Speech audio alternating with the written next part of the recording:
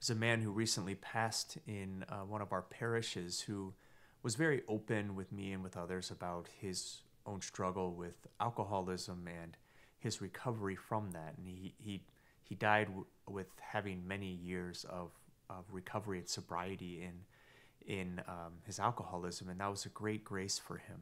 He learned a lot through it. And what was beautiful about his story was that there was so much, hurt and trauma and so much pain involved, and really a lot of his own sinfulness that he recognized and that he claimed. But then he also got to claim the grace of God and how the grace of God overflowed in his life for good.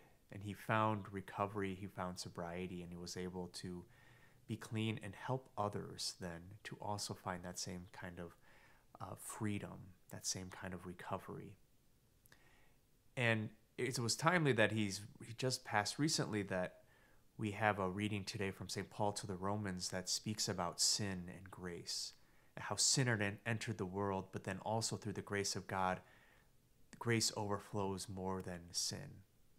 So St. Paul talks about the first man, Adam and Eve, and through their sin, that there's sin abounds in the world, that original sin. Through that, there's death that enters into the world as well, that we're subject to sin and death as human beings. And so the condition of the human person is very not good.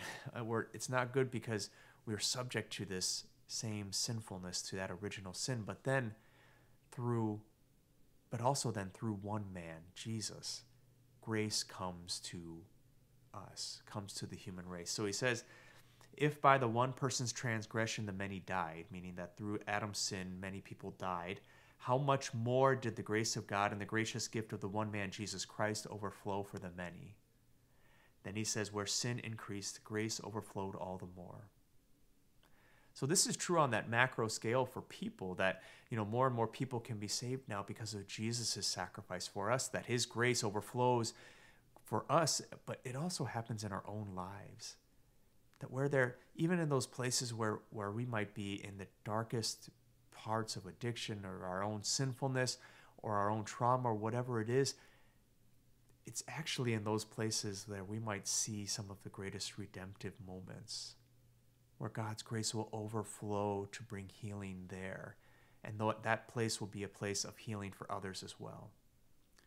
So I invite you today to invite the Lord into those areas of sin and death in your own life, those places where you might feel spiritually dead, and be humble to allow him to truly work his grace there, because even though grace might be abounding there, even though sin might be abounding there, the grace there will abound all the more.